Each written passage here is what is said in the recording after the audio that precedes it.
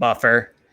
And we are now live. Deanna, I am so excited that I get to talk to you a little bit today about your story. I am autistic and was diagnosed with autism when I was 4. I also have dysgraphia. And I host a video series called Special Community where I highlight people impacted by different diagnoses to celebrate neurodiversity, but also to spotlight and amplify the stories of self-advocates within our community. So really glad to have the opportunity to talk to you a little bit today. Today's also Giving Tuesday, a global day of giving. Our nonprofit organization hosts this self-advocate series. So for everyone watching at home, my name is Kerry Magro. This is my nonprofit organization. And in the little ticker below, you're going to see a link if you would like to donate to support producing our self-advocate videos in the future. Please let me know. But I'm so excited to be here with Deanna today, who has a very unique story of growing up with autism. And Deanna, the first question I would like to ask you is, what would you like the world to know about you? My name is Deanna Homar. I have autism. My pronouns are she and her, and I'm a trans woman. Awesome. So, Deanna, when were you diagnosed, and what were some of your early strengths, and what were some of your challenges growing up on the spectrum? I had autism as a child. I don't know much about it, but I was in special ed classes. I was also in. They didn't understand me well. Like, I had tantrums growing up. Got it. And so were you, so I was diagnosed with pervasive developmental disorder, not otherwise specified. Were you diagnosed with any specific type of autism or just autism spectrum disorder? Just autism. Got it. And you have a very exciting announcement that's happening next week that you just told me. Would you like to tell everyone? My birthday is next week. Very nice. And what do you want for your birthday this year? I don't know really. Hopefully more interviews. Hopefully more interviews. So everyone watching at home, this is actually Deanna's first ever on-camera interview, and was really excited to get the opportunity to give Deanna first ever on-camera interview. So Deanna, what do you like to do for fun? I'm a writer. I'm writing a book. I'm also listening to music.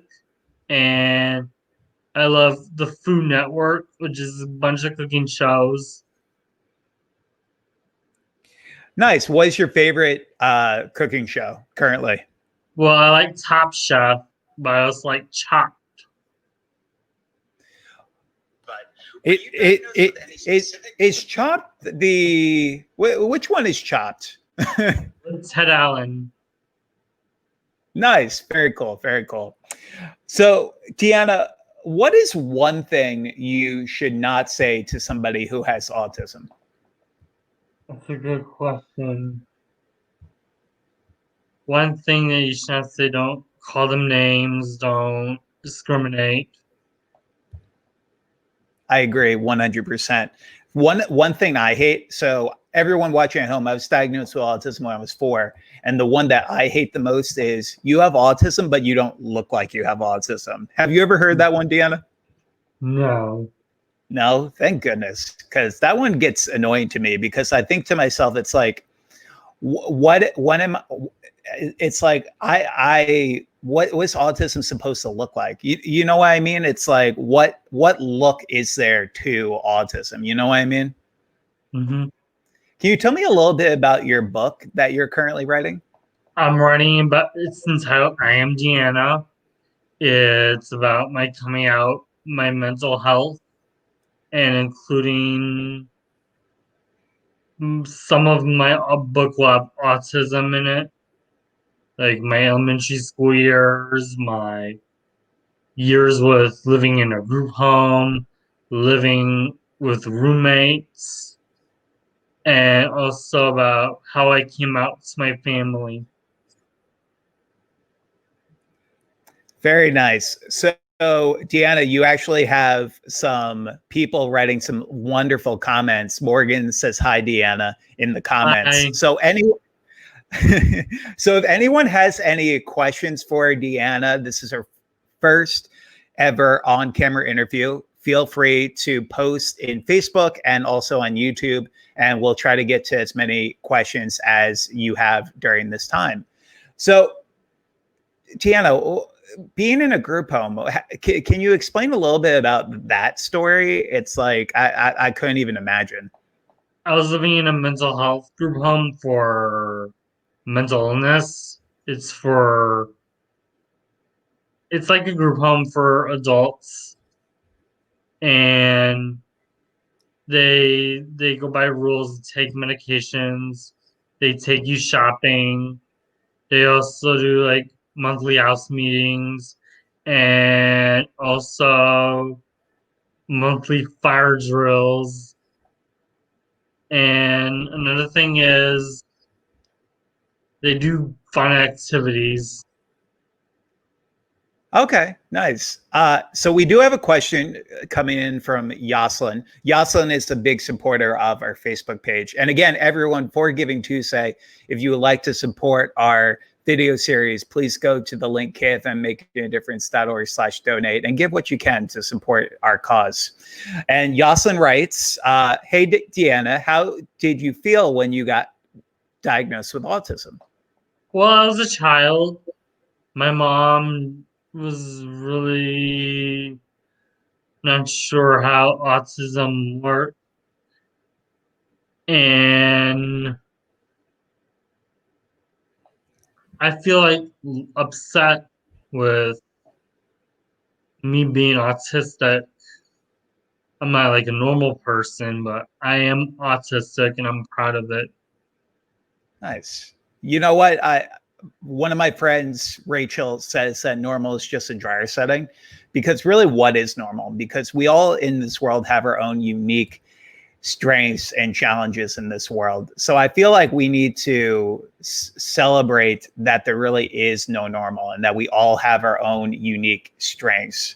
Again, everyone who's watching, my name is Dr. Kerry Magro, speaking to Deanna, a self-advocate for her first ever on-camera interview. Deanna also has another question coming in. Debbie writes, "My son was diagnosed with Asperger's when he was in primary 5 and 6, and also I think yourself and Deanna are amazing." Deanna, how does it make you feel when people say to you that you are amazing? I think I'm really special and gifted. That's awesome. Also, I have to say, speaking of amazing, I love your bow tie. Thank you. Is your bow tie representing anything in particular? The LGBT community. Awesome. So we're learning a lot more about LGBT and autism. There's been a lot of connection in the community between those two areas that we're learning a lot more in terms of research. And when did you first come out about being transgender for the first time? We talked a little bit about this before jumping on, but would you like to talk a little bit about that today? Yeah. I realized who I was at 13 years old, trying on my mom's clothes and getting caught. Was it feel natural? Was it comfortable? Then 5 years later, at 18, I realized who I was as a female, and I knew being transgender was definitely who I was. So I had like a hard time years of coming out because it was hard struggling with it. Then at 22, when I was hospitalized at the Institute of Living, I came out to my mom and told her everything.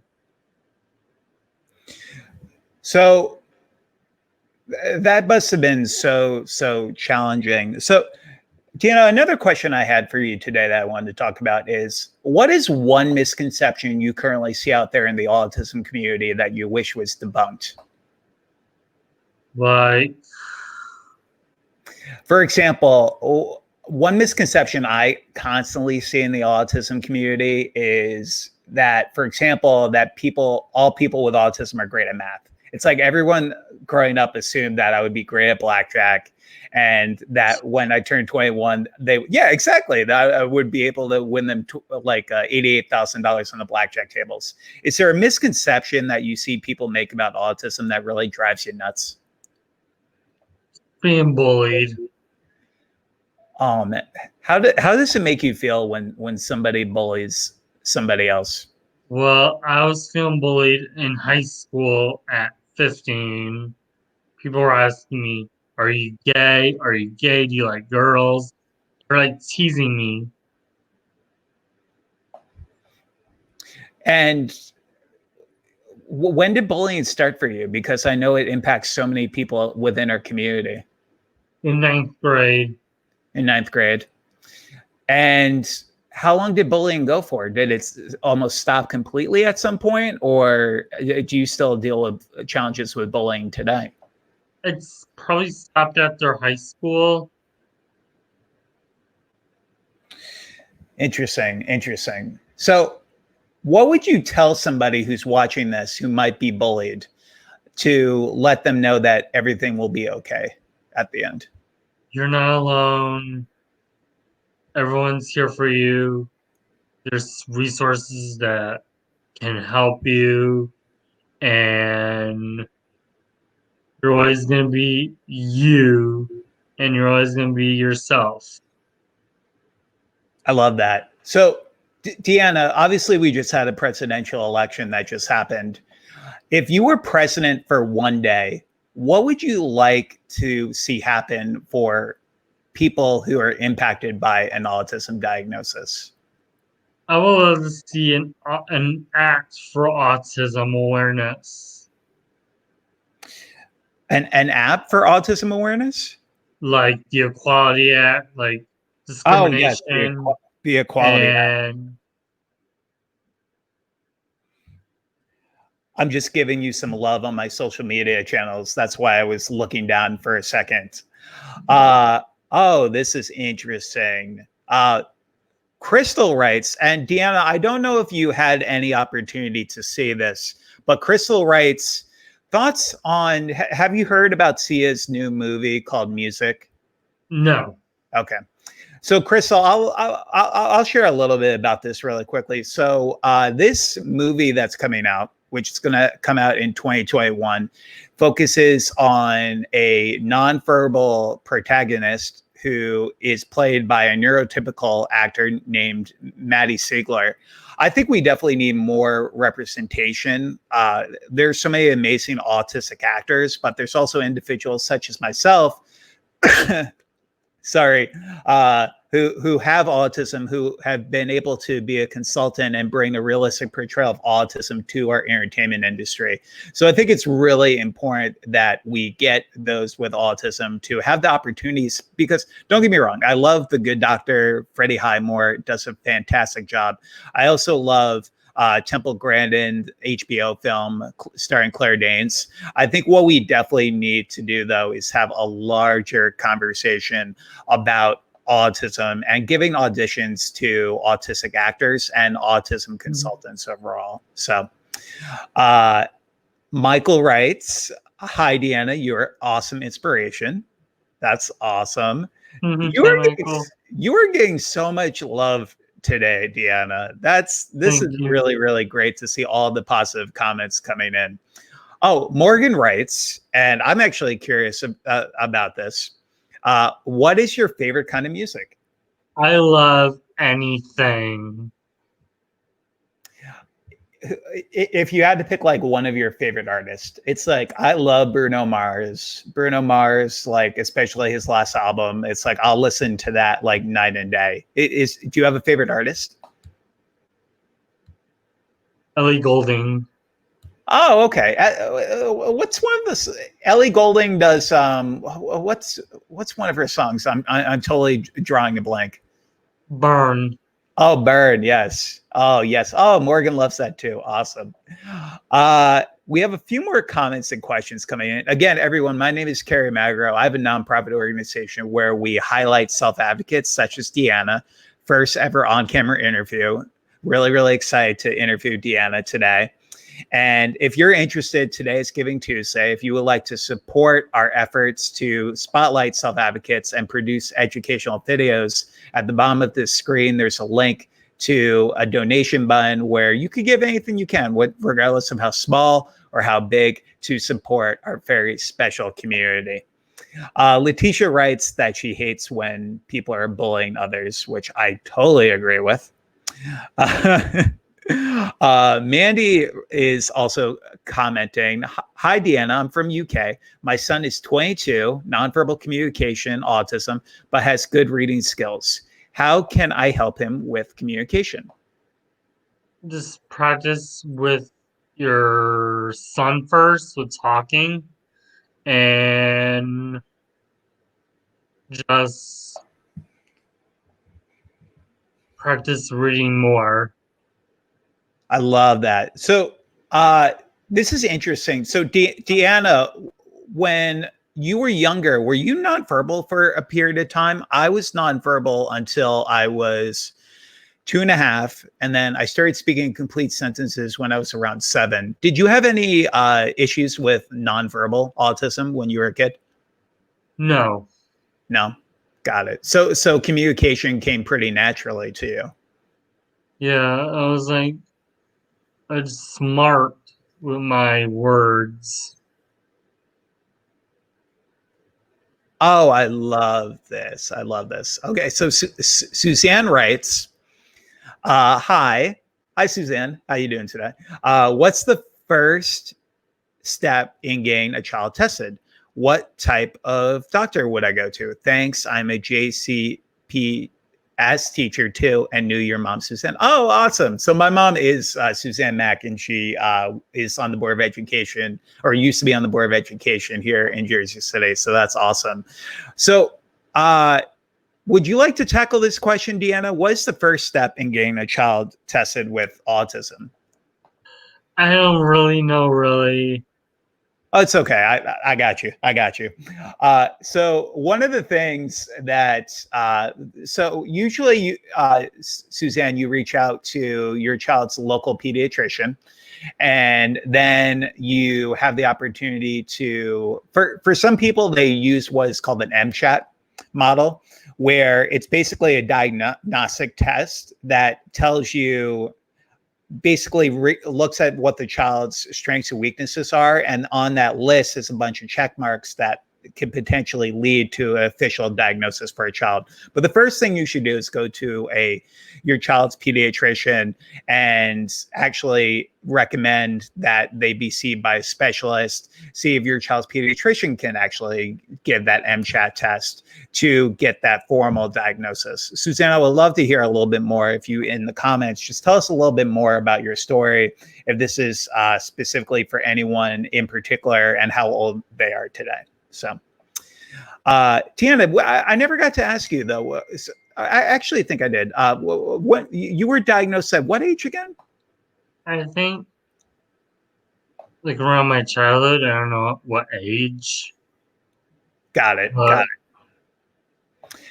but it. Uh, so Naomi writes, hi, Naomi. Thanks so much for following our page. Naomi writes, I have a 2-year-old little girl recently diagnosed with level 3 autism. So for everyone at home, there are 3 different levels of autism as part of the DSM-5. And Naomi writes, what is something your mom did well or could have done more of to make you feel loved, accepted, and supported? That's a really good question, Naomi. Tiana, what do you think when you hear that? my mom really loves me, and she's a very great advocate and supporter. Like, she's like my role model, and she's also a perfect person for me to have her talk to her more and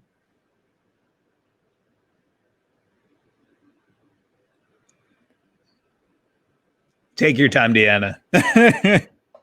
to talk to her more and hopefully open up a little bit more about what I go through during the day and how's my day going or how's her day going. So my mom really is really helpful for me. That's awesome. Naomi, I'll just tell you from my personal perspective, my parents became my greatest advocates. And one of the things that my parents did for me was tell me about my diagnosis at a very early age. And this helped spark my own self advocacy as a kid. Obviously, your child is 2 years old, but as they get a little bit older, explaining a little bit about their diagnosis, some of the strengths and challenges that come with autism can be really, really helpful to making them feel loved and embracing their diagnosis and hopefully leading to acceptance of their diagnosis as they get older. But early intervention is the key as well. Make sure that you are trying to get involved as many therapies, and trial and error is key. My parents always believed in trying new innovative therapies such as music and theater therapy, which helped me tremendously when I was getting a little bit older.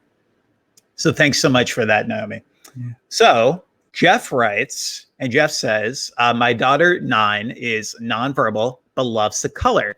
She can mimic hi and bye, and she loves dill pickles. Oh my God, Jeff, me too. Me too. Deanna, you like Dill's pickles? Yeah. They're pretty good. They're pretty good. What's your two's favorite food? Yeah, Deanna, that's a great question. What is your favorite food? I love salmon, which is a healthy fish, and I also love Subway completely.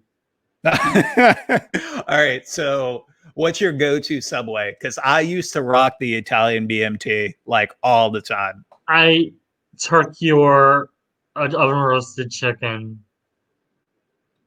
Oven roasted chicken. I love that. I love that. Awesome. Very cool. Jeff, my favorite food. I asked for a bologna sandwich for breakfast, lunch, and dinner until I was about 8 years old because I was such a picky eater. So that was a big thing that I absolutely adored. And now today I love pizza. I love pasta. I'm an Italian guy at heart. Anything carbs, even though they're terrible. I used to be a big kid. I was like 230 pounds before I went out for basketball and lost a ton of weight. But anything carb related, honestly, as I get older, I know that's not going to be probably something I can do as much. We have a lot of great more comments coming in. But Deanna, I was curious, can you mention the name of your book again? Because this is about spotlighting your journey. What is the name of your book, and when do you think your book will be completed? My book name is I Am Deanna. I'm still in the editing process, so hopefully by next year it should be done. Nice, nice. And are you doing self-published? Are you doing published? Like, what are you I'm thinking? doing it published. Nice. Who's publishing it? Newman Springs. Oh, awesome. Shout out to them. Awesome. Very cool. Very cool. We again, everyone, my name is Kerry Magro. I have a video series where we highlight people impacted by a diagnosis. If you're interested, today is Giving Tuesday. Please consider supporting back to our cause. We've given 86 scholarships for students with autism to go to college and produce over 150 self-advocate videos to celebrate neurodiversity, but also give a platform to individuals like Deanna to share stories about autism and different diagnoses. So Lana writes, and we kind of just talked a little bit about this in terms of our favorite foods, but Lana writes, oh, I love the photo of your cat, by the way. Deanna, do you like animals? Yeah, not big dogs. Not big dogs. What about cats? Cats, my ex-roommates had cats as a pet a year ago. Nice. So Lana writes, hello from South Africa. Lana, after COVID-19 ends up, like, hopefully we get a vaccine soon and we go back to a new normal, I would love to travel to South Africa. It's actually on my bucket list. And she writes, my autistic little girl has a terrible diet, hardly eats. Does it get better? Deanna, did you have any picky eating challenges that you want to potentially talk about today? Yes, I am sometimes a picky eater. What was like one of your greatest challenges with picky eating? Would you eat too much? Would you eat too little? It's like for me, I know I had sensory challenges, so there was like textural things to food that would bother me a lot. Did you have something similar to that? Not really, no. Okay. And are would you consider yourself a picky eater today? Sometimes. Sometimes, but not as much as when you were a kid. I was a picky eater when I was a kid. I didn't like tuna. I didn't like anything that was like not as good as I liked. Got it. Got it. So we have a few more questions coming in. Oh, Bianca writes. Oh wait, actually, we'll talk to Debbie really quick because I love this comment. Thank you for reading my comment. I was just wondering if Deanna, what advice could you give me as to my son being bullied for his sexuality as he came out as bisexual, which I don't have a problem with, but he has gained a lot of name calling, which has given him anxiety. And how did you cope with that? And while we're doing that, I'm going to turn on another light because I'm in New Jersey today and we are hitting a rainstorm. So hopefully you can all see me better now. But Deanna, you have any thoughts on that question? Can you repeat the question? Sure. So Debbie writes, and I don't know if you can see this in the bottom I of. can see it. Oh, okay, perfect. But she's basically just asking, what advice could you give to my son who is being bullied for his sexuality as he just came out being bisexual? Well, he's not alone. There's a bunch of resources that can help him, like Gay Straight Alliance, P Flag. They can help with his LGBT being who he is and being who he really wants to be. Got it. Got it. Uh, and what was when if you feel comfortable talking about it, obviously, but when did you first come out? At 22, Got it. And how old are you today? 28, Got it. Bobby 29 next week. I know everyone wish Deanna a happy birthday in the comments. Please do, please do. Uh, So we have a few more questions coming in. Again, everyone, my name is Kerry Magro, professional speaker and nonprofit founder. Today is Giving Tuesday. If you would like to support our self-advocate effort, please at the bottom of this is a link. Go to KFMmakingADifference.org. I'm also going to be sharing it in the comments so you can gain easy access and just give what you can as we continue to celebrate neurodiversity within our communities. So, and everyone, you could see here, there's so many comments coming in. So many people are wishing you a happy birthday, Deanna. That's awesome. So let's see. All right. So Megan wrote, "Hey, Megan. Oh my God. And she has Baby Yoda's in her profile photo. That is so cute. Deanna, are you a fan of Baby Yoda? I never watched the Star Wars series, but I love the movies. You love the movies. Empire Strikes Back gets me every time. So Megan writes, my 6-year-old is struggling hard right now. I love watching these lives and reading things you post as it gives me so much strength to help my little guy be whatever he wants to be. Thank you so much for providing more awareness. Hello from Canada." So Deanna, how are some ways that you currently spread awareness for autism in your local community in Connecticut? Well, I go to a mental health agency. It's called Community Mental Health Affiliates. It's in New Britain, Connecticut. And I advocate for those that want autism awareness or LGBT awareness. I'm also part of their diversity committee, which is we come up with events and we also share uh, we also do basically events and to spread love to the community. Love that. I love that. So, for everyone watching at home, one question I love to ask every self advocate we interview is what would you consider up to this point in your life one of your greatest successes?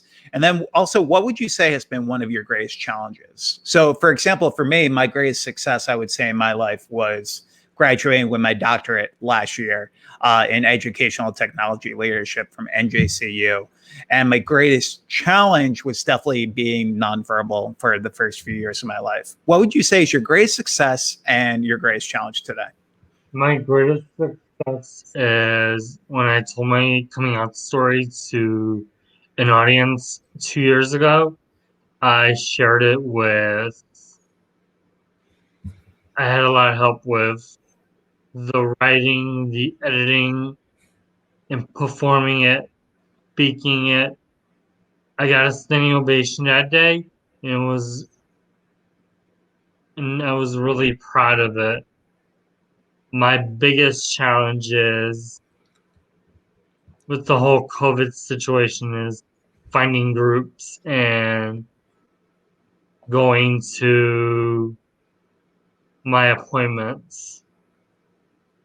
Yeah, absolutely. And it's funny that you say that because Kiersey just wrote in and said pulling people together is the biggest challenge working with different people, especially during COVID-19.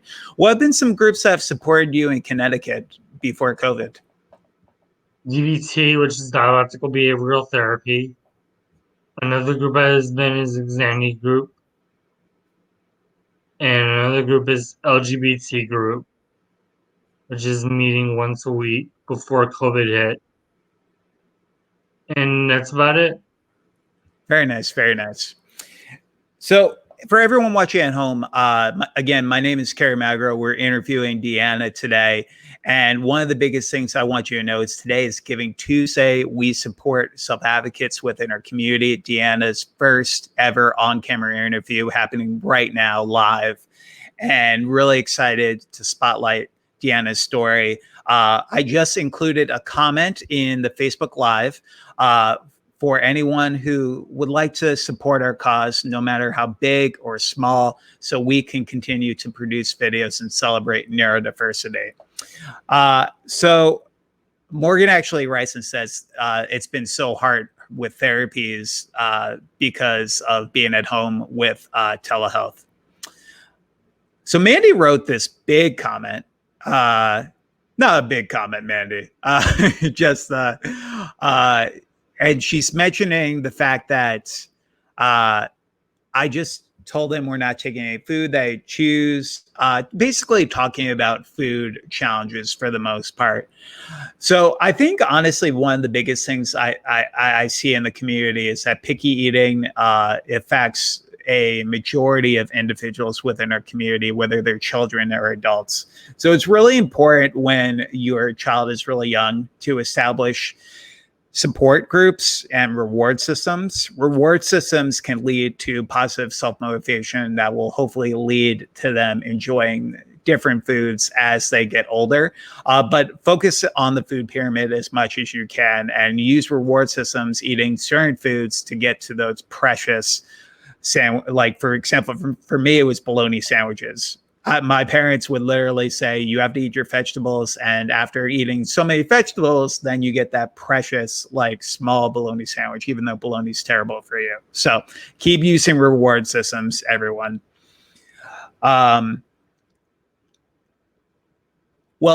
Joshua writes this comment, and I love Joshua. Thank you so much for writing this, because there's actually additional ways that you don't even have to give any money to support. So you can support us in many, many ways. And one of the ways you can actually support us is by starting a free fundraiser to support our nonprofit. One of the options I gave to Deanna before our interview series was about potentially starting a free fundraiser that takes about 3 minutes to create, where you can encourage other people who might have a few bucks to spare to support the cause. Joshua, I would love if you would take 3 minutes to support our nonprofit by creating a free fundraiser. That would be an amazing way for you to give back on a budget. I know so many people impacted by COVID-19, it's sometimes difficult to give back, but we created this way. I'll actually include a link in the Facebook comments where you can create a fundraiser, a free fundraiser, which costs you absolutely nothing to make, just 3 minutes of your time so you can support the cause. Joshua, does that sound good to you? I'll look in the comments if you want to support in that way. So we have another comment coming in. This again from Suzanne, and Suzanne writes, are there nutritional deficiencies associated with autism? My daughter always craves salt. Was thinking possibly magnesium deficiency or at least a mineral deficiency. Just curious. It's a very, very tough question for me to answer. I haven't heard much about this topic. Deanna, have you? No. No. Okay.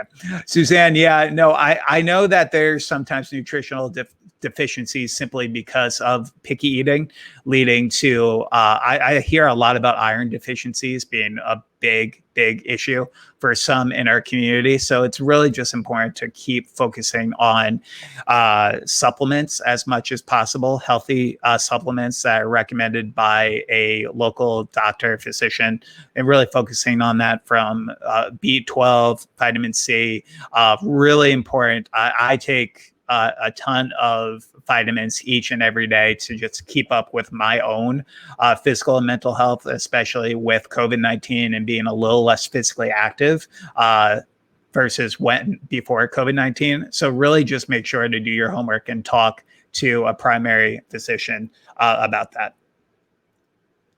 Yoslin writes, when I was younger, I did a reward system if I did my homework. Oh, that's awesome. So you also have a few more comments coming in, Deanna, just wishing you a happy birthday. Again, everyone, my name is Kerry Magro. We're here with Deanna today discussing autism and the journey. All right, awesome. So Deanna, a final question I have for you today is, and obviously we can talk a little bit more and see if any more questions come in, but is there anything else you would like the world at home to know about your story? Yeah, I am a brave person. I am independent. I am trustworthy. I am lovable. And I don't hide in the shadows. I fight for my life. That's awesome. Deanna, this is a question that just came up for me. What are some of your hopes and goals for yourself in the future? Hopefully to get the book finished and hopefully to get maybe be New York Times bestseller. A New York Times bestseller, that's an awesome goal. I would absolutely love to see you on a New York Times bestseller list. So there was a comment that just came in. Suzanne writes, sorry, is there another link for the fundraiser or just this one? So Suzanne, I just posted in the comments here.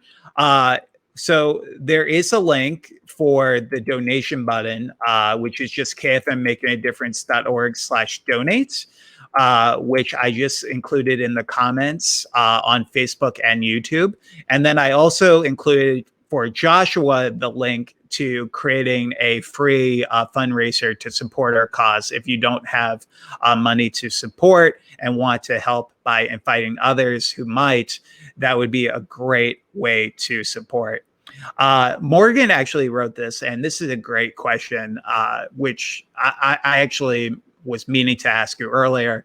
What were some of the best therapies that helped you, Deanna, growing up on the autism spectrum? Speech therapy.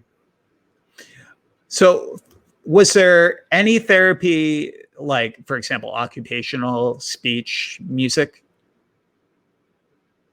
I use music therapy all the time to help me with my anxiety and depression or hearing voices. I use that a lot. Nice. And do you have any therapies in particular that you still use today, or was it more things that you took when you were a child? I still go to therapy once a week. It's now by Zoom. Got it. Got it. Interesting. Very. So, what I'll add to that, Morgan, is that Morgan, I was diagnosed when I was 4, and the first 2 therapies that worked for me were speech and occupational. I'd be curious, Morgan, if you would want to write and just tell us a little bit more about some of the therapies that are currently working for your child. But I started taking 15 hours a week of occupational, speech, and physical. And then I started integrating music and theater therapy as I got a little bit older. So those were the 5 top therapies that helped me tremendously growing up. And I went back to about 3 hours a week right when I was just graduating from high school when I was about 19 years old. So it started trickling down because I started speaking complete sentences when I was 7. So speech therapy was kind of taken down a little bit. And then I still have sensory challenges today. One of the biggest things, and Deanna, I'm sure you've probably heard this in your life, the whole question about like a cure for autism, because so many people, again, they see that I talk about autism, but they don't think I have autism because I have an invisible disability. They don't see it on the surface. Do you notice this a lot, Deanna, when you're out in the community? Do people say, how were you cured of your autism? No. No. Well, you're lucky. Because I hear that a ton. I hear that a ton. Mhm. So Morgan, thank you so much for that comment as well. So obviously a New York Times bestseller would be tremendous. Deanna, what do you currently do for work today? I'm not working at the moment. I'm currently writing. I'm a full-time writer. I'm a freelance writer. Got it. Got it. And you do freelance writing. That's so awesome. I What? just write I just write random stuff like my personal stories or DBT. Nice. Very awesome. Uh, is there anything else you wanted to share today, Deanna? Did we get to everything? Well, I am a proud person. I love being me. I'm like my own superhero. You're your own superhero, did you say? Yes. Nice. What superhero would you consider yourself to most kind of? So I was always like, I always loved Iron Man, but like I know so many people in our autism community kind of revolve around Superman. Which superhero do you think you reminds you the most of yourself? I'll have to say Captain America Captain? Why Captain America? because he fights for his country and he also's an Avenger. Nice. Are you excited for Disney Plus to come out with new Marvel content? I'm dying for I some. don't have Disney Plus, but I will get it. Oh goodness. Yes, Disney Plus is phenomenal. I definitely highly recommend. So again, everyone, my name is Kerry Magro. I had the wonderful opportunity, and thank you all so much for watching. Deanna, thank you so much for doing this live Thank you very much. self-advocate interview. Again, everyone, today is Giving Tuesday. So if you can support in any way, I've included the links to our Giving Tuesday fundraiser. So you could go to kfmmakingadifference.org/donate. For people such as Joshua who don't have a few bucks to spare, you could create a free fundraiser to support our cause. And Giving Tuesday is a global day of giving to support charity.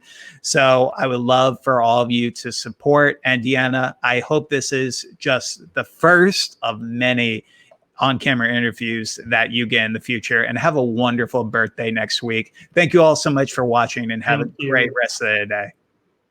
Thank you. Bye, everyone. Uh,